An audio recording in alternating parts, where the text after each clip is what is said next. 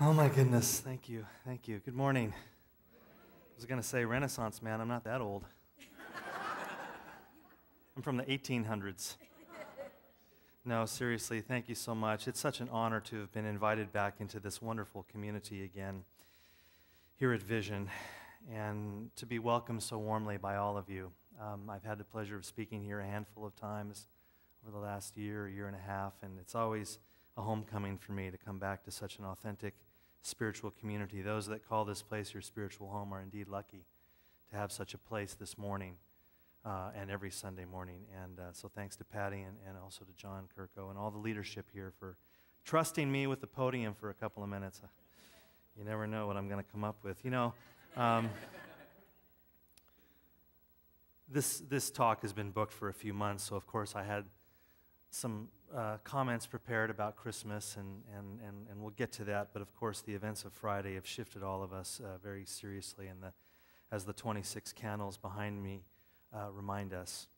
And so, before I begin, you know, it's a powerful feeling, isn't it, to know that all over America today, millions of us are gathered in rooms very much like this room right now, in one giant sangha, one giant gathering around truth, one giant community, and to mourn and to grieve and to come back into the presence of love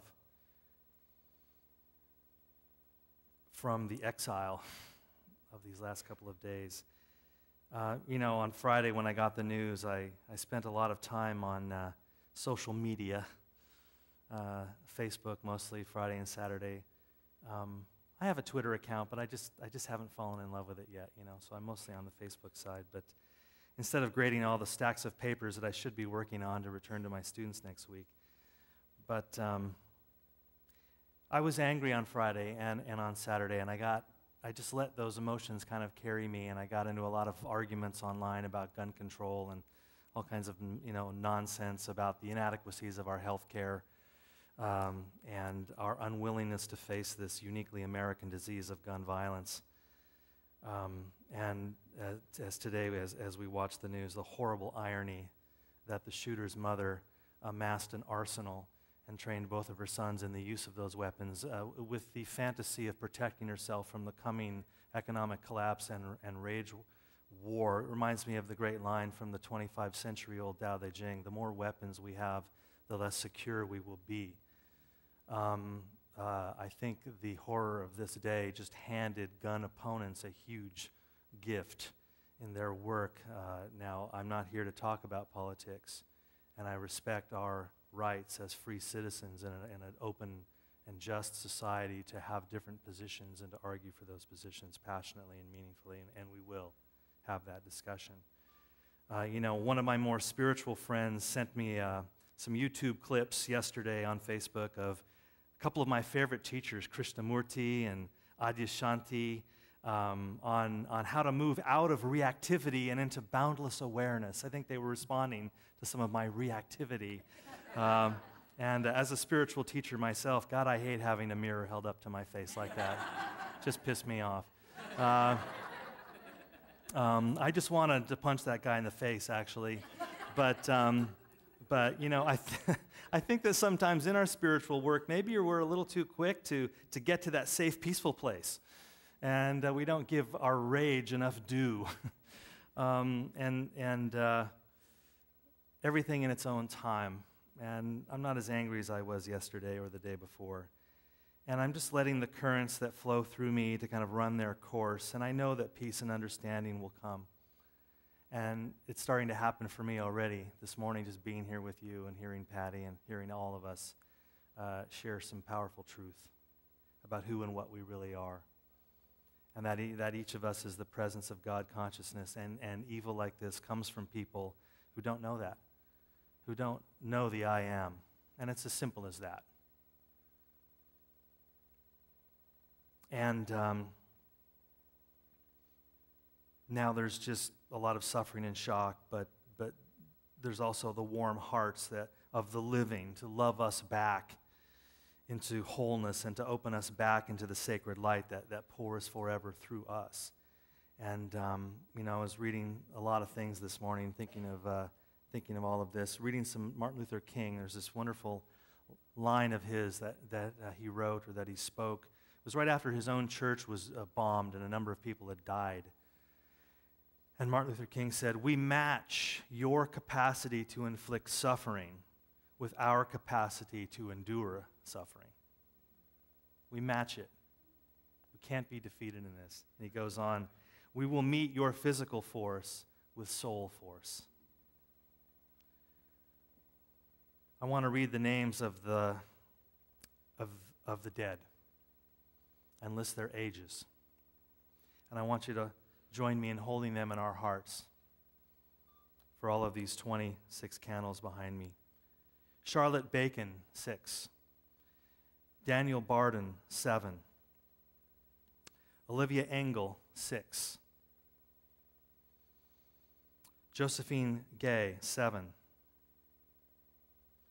Anna Marquez Green, 6. Dylan Hockley, 6. Madeline Shu, 6.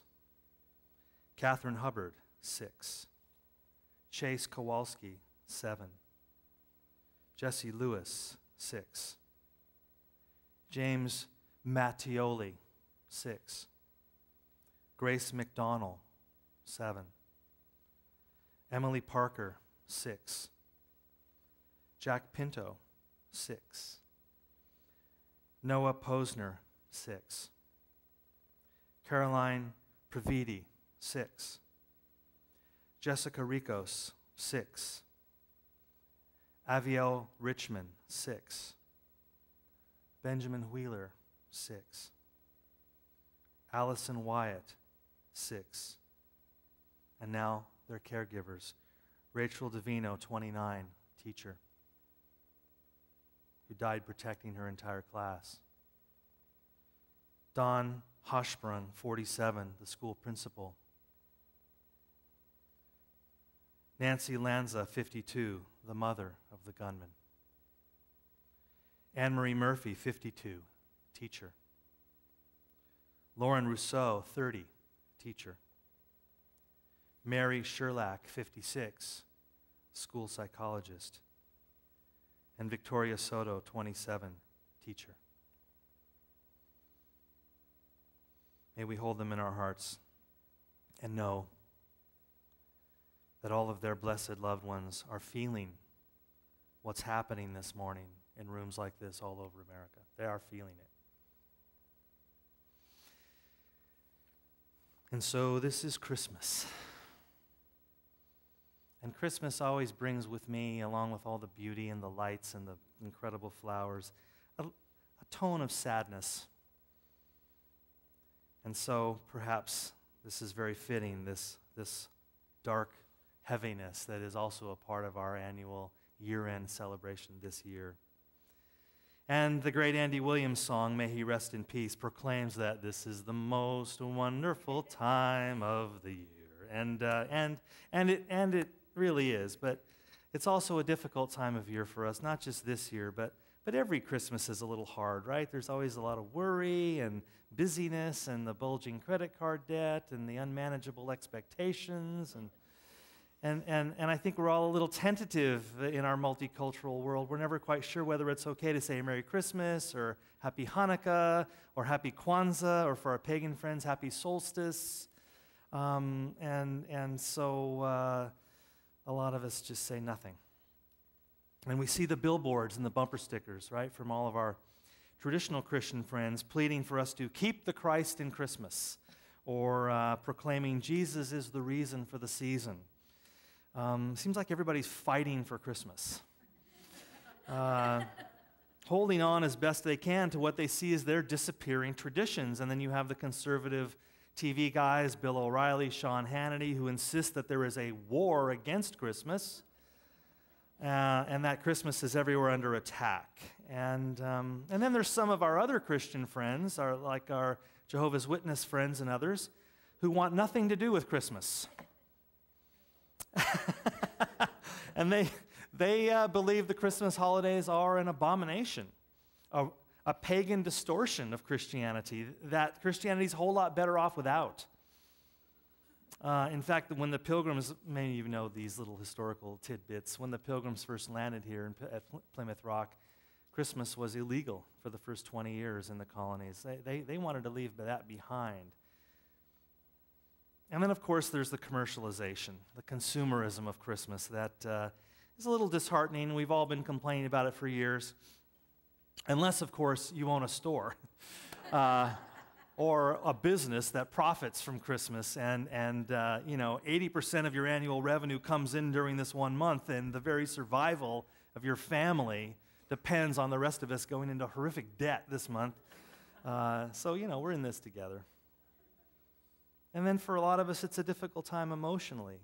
Every little family tension that we've managed to keep submerged the rest of the year suddenly surfaces, and combined families and exes and stepkids all have to be meticulously scheduled and judiciously shared.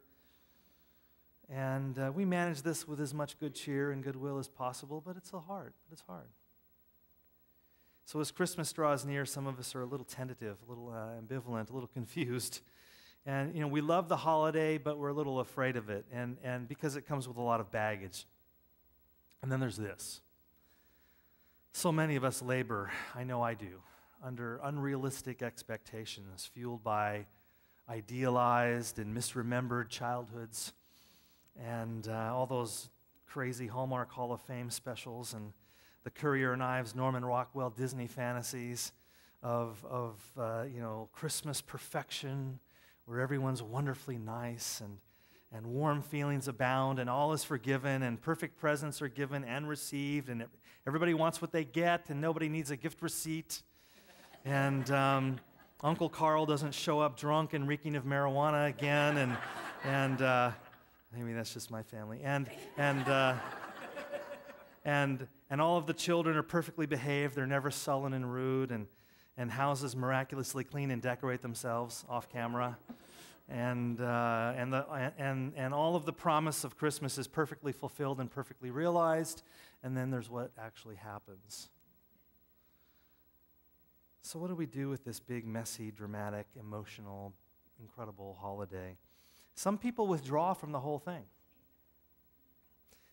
Bah, humbug, They mock it, they belittle it, they resent it, they complain about it, and they run away.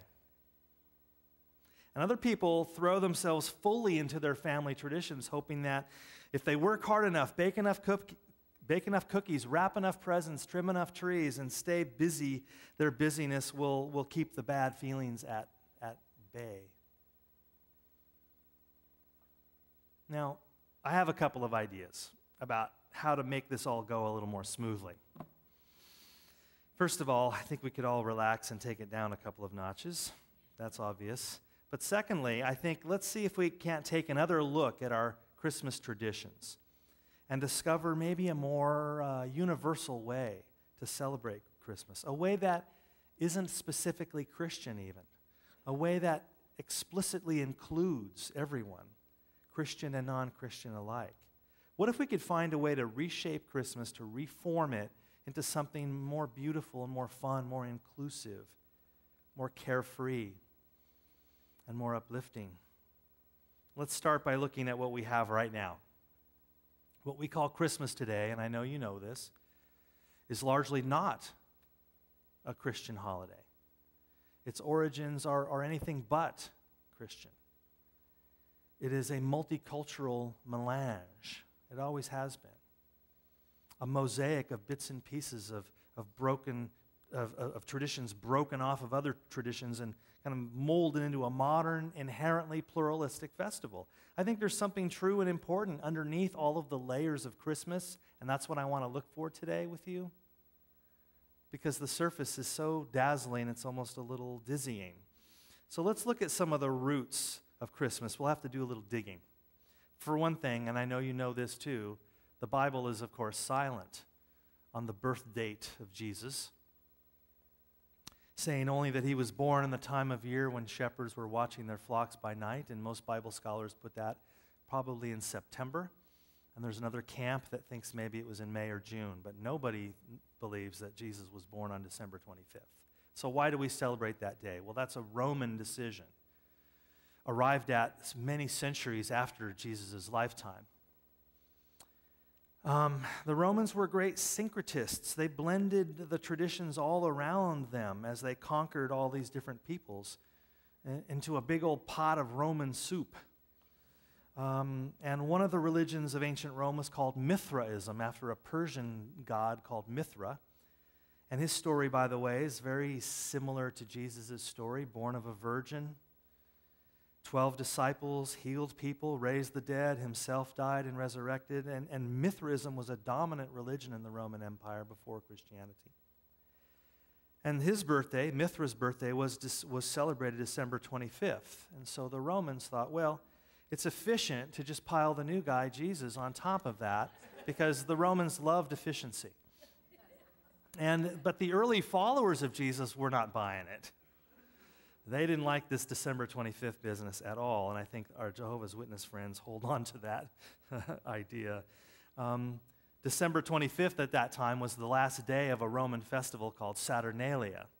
And Saturnalia was a wild revelry of debauchery honoring the god Saturn that ran about a week from December 17th through the 24th. And during that week, all Roman law was suspended and the Roman courts were closed. Now, I won't go into detail about how the Romans occupied themselves those 7 days, because this is a family gathering. You can look it up on Wikipedia. After Christmas, I would recommend. But it was a, shall we say, somewhat edgy time. And on the 7th day, the day of Saturnalia, December 25th, gifts were exchanged and people came back to their senses. And on December 26th, Romans presumably went back to the marketplace to return all those funny-looking Saturnalia sweaters and that they didn't really want. Now, given the sensual excess of Saturnalia, it's easy to see why early followers of Jesus wanted nothing to do with it. But by the 6th century, things had softened a little bit, and some Christians began to warm up to the idea of holding a Christ Mass on December 25th. It seemed appropriate to celebrate the coming of the Son of God near the winter solstice, when every day begins to be longer and the light gets stronger. So early practices of that medieval Christian Christmas, those early Christmases, early practices include things that we're very familiar with: gift exchanges, singers going door to door, increasing charitable giving to the poor, decorating homes with greenery and lanterns. All of those practices borrowed from Saturnalia and other non-Christian sources. So later, as Christianity became established in Northern Europe, then Germanic influences began to come in, including this pre-Christian nature worship of the Yule tree and the Yule log. And evergreen boughs signified, of course, eternal life, green in the depth of winter.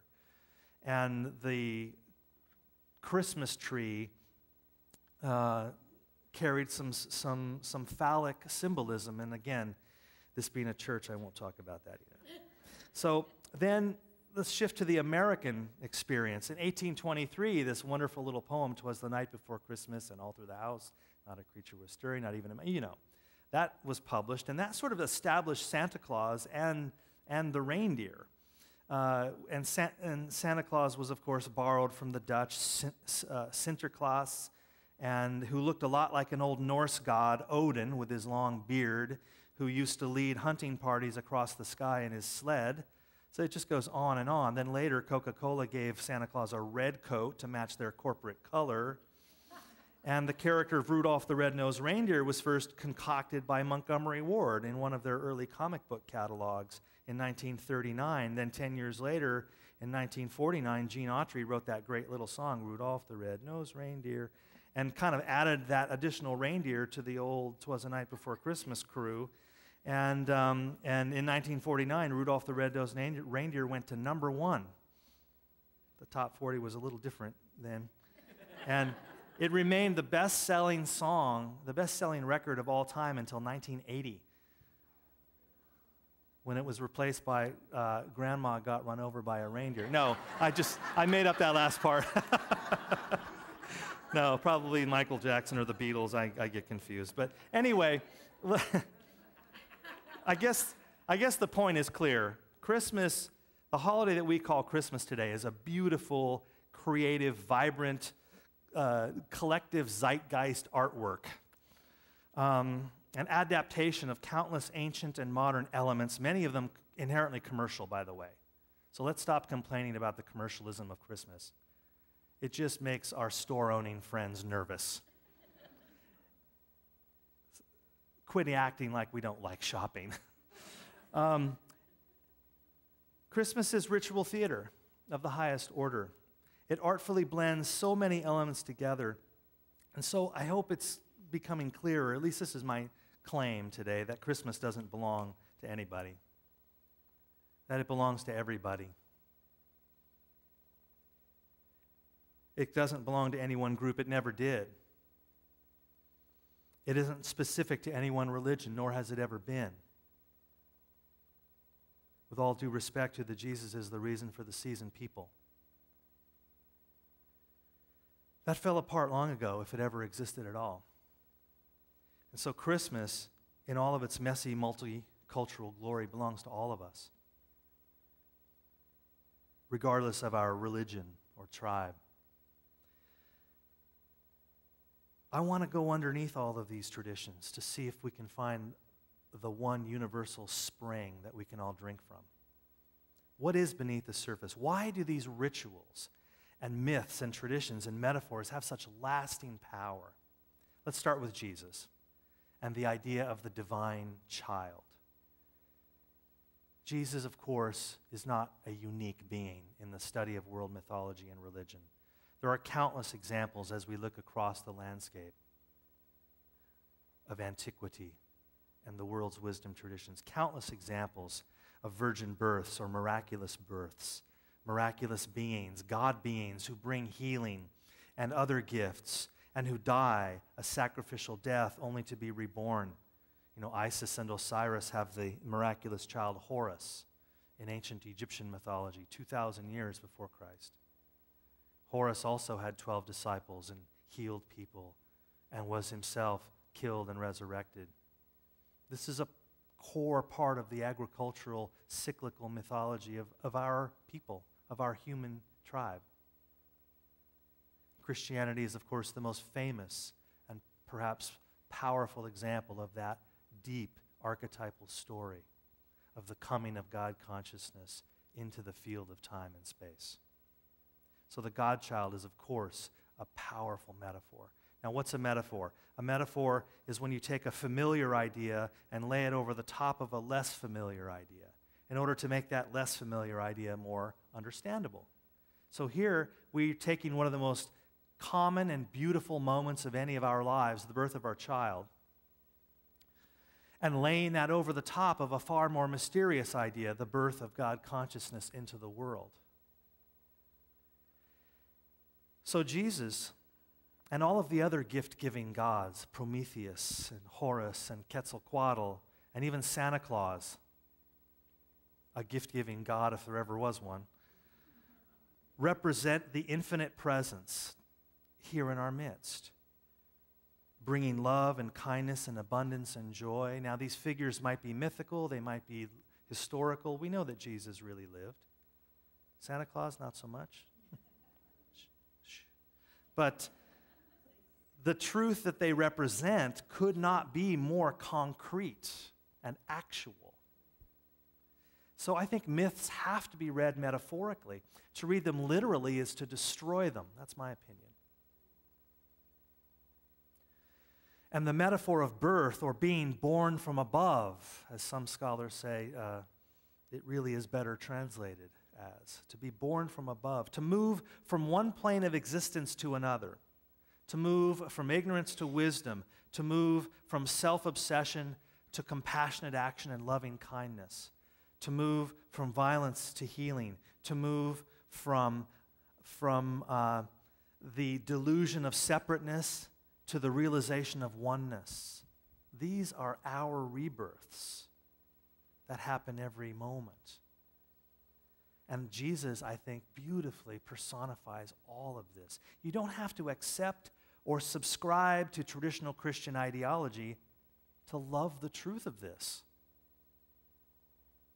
I love Christmas. I love everything about it. And I wasn't even raised as a Christian. I was raised as a Californian. We spent Sundays at the beach. I belong to no particular spiritual tradition, and all of them at the same time. But I feel very deeply the metaphorical power of all our Christmas and Hanukkah traditions and rituals. And I want to invite all of you to see all of these rituals and traditions metaphorically. I want to invite you to see them not with your eyes or with your mind, but with your heart and with your soul and with your inner vision. Every time we see a nativity scene, a creche, celebrate the coming of God consciousness into the material world.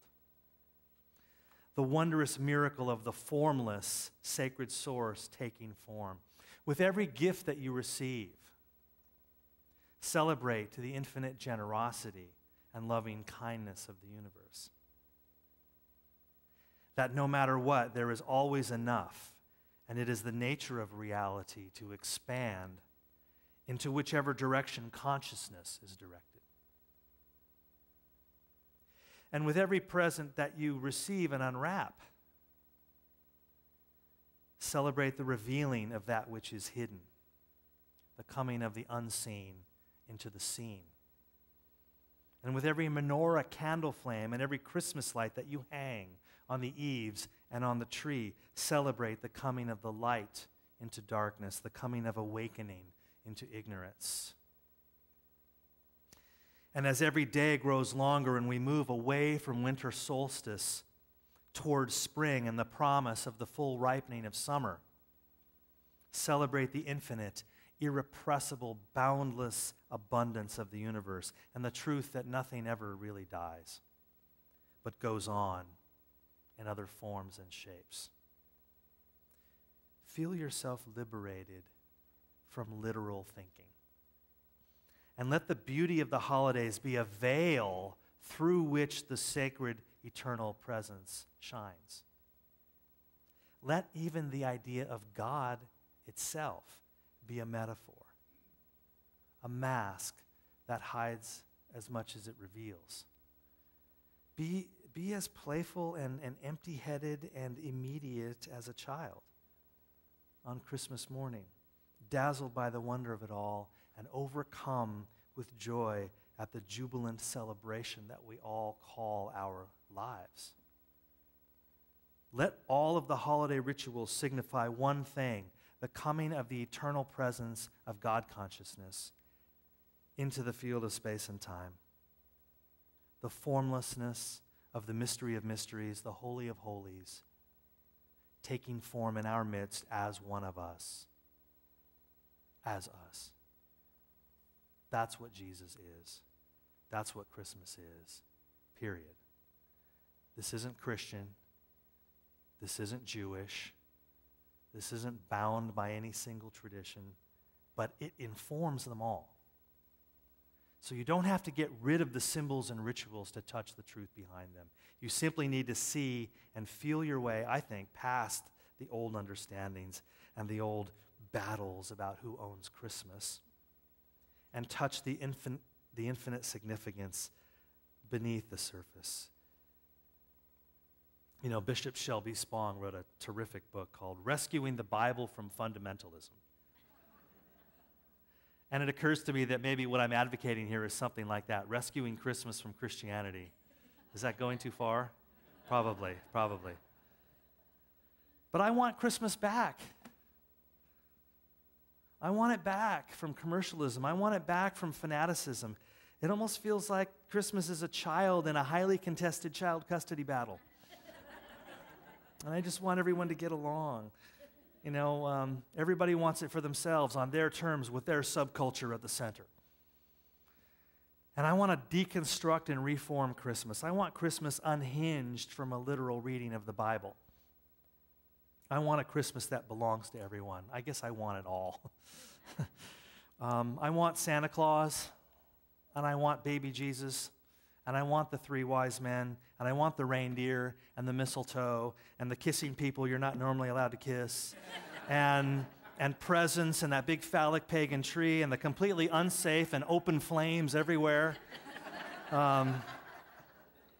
And music, right? Lots of music. And festivals of lights and feasts of fattening food. And I want carolers and the embarrassment of walking up to a stranger's house and singing songs. And I want plates of cookies from all of my neighbors. And I want to celebrate the love that leaks out of all of us if we become vulnerable enough. And that flows between us in random acts of kindness and senseless acts of beauty and generosity. That's what I want to celebrate. Who's with me? Yeah.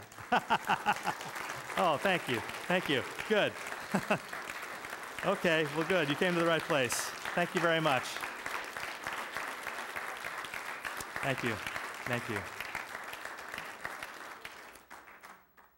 You know, Jesus represents all of that and so much more, and we have to cultivate the heart to feel that and the eyes to see that, and I hope we do in light of all of our pain and maybe because of all of our pain. So thank you again to the net of love and support that holds all of us up today, and I certainly feel it very powerfully in this room. Thank you very much. Thank you. Thank you very much. Thank you.